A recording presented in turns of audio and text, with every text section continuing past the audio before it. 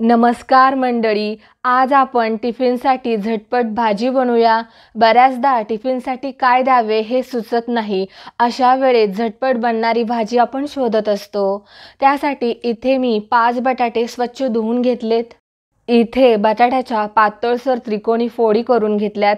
याचे असे पातळसर काप करायचेत। बटाट्यावर अशी थोडीशी किंचित साल ठेवायची आहे। पातळसर काप ठेवल्याने फोडी पटकन कुरकुरीत भाजल्या जातात। बटाट्यावर स्टार्च असते, त्यामुळे ह्या फोडी स्वच्छ पाण्याने एकदा मी इथे धुवून घेतल्यात। फोडी स्वच्छ पाण्याने धुतल्यावर अशा चाळणीत काढायच्या आहेत। यामधील जे एक्स्ट्रा पाणी आहे ते नितळून घेऊन फोडी अगदी कोरड्या करून ठेवायच्यात। तव्यावर 1.5 पळी तेल घालायचे आहे। आज आपण काचऱ्या बनवत आहोत, त्यासाठी असा लोखंडी तवाच वापरायचा आहे। तेल गरम झाले, 1 चमचा जिरे घालायचे आहे।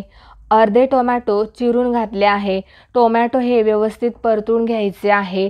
टोमॅटो मऊसूत झाले की इथे मी गॅस हा बंद केलेला आहे। कमी साहित्यामुळे उरलेले मसाले जळतील। यामध्येच आवडीनुसार अर्धा चमचा लाल मिरची पावडर घातली आहे। आता इथे मिरची पावडर ही आवडीनुसार कमी जास्त घालू शकता। पाव चमचा हळद घालायची आहे। तेल अजूनही गरम आहे। मसाल्यांचा रंग पहा, अगदी सुरेख आलेला आहे। इथे गॅस पुन्हा चालू केलेला आहे। बटाट्यांचे काप पहा, अगदी मोकळे मोकळे कोरडे झालेले आहेत। मसाल्यामध्ये काप घालून घेते। इथे थोडा वेळ गॅस हा मोठा ठेवून मसाल्यामध्ये काचऱ्या वर खाली करून घ्यायच्या। हे पहा, अवघ्या 2 ते 3 मिनिटातच बटाटा परतला आहे। यावर चवीनुसार मीठ घालायचे।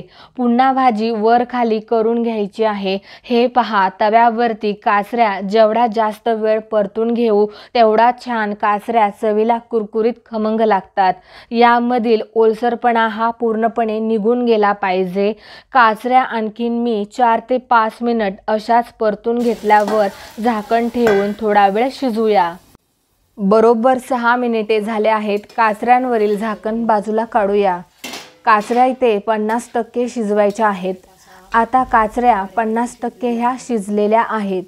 गॅस इथे मोठ्या आचेवर ठेवून काचऱ्या अशा फडफडीत कुरकुरीत करून घ्यायच्या आहेत।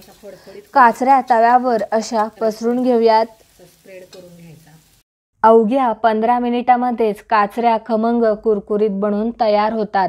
काचऱ्या अशा तव्यावर कुरकुरीत केल्यावर 2 चमचे शेंगदाण्याचा कूट घालायचा आहे।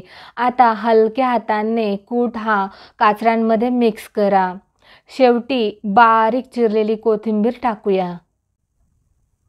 गॅस बंद करून खमंग कुरकुरीत बटाटा काचऱ्या खाण्यासाठी तयार आहेत। मंडळी, बटाटा काचऱ्या मी अशा प्लेटमध्ये सर्व केल्या आहेत। अतिशय खमंग भाजी बनवून तयार होते। भाजी कशाही सोबत खावा, अतिशय चविष्ट रुचकरच लागते। टिफिनसाठी अगदी परफेक्ट आहे।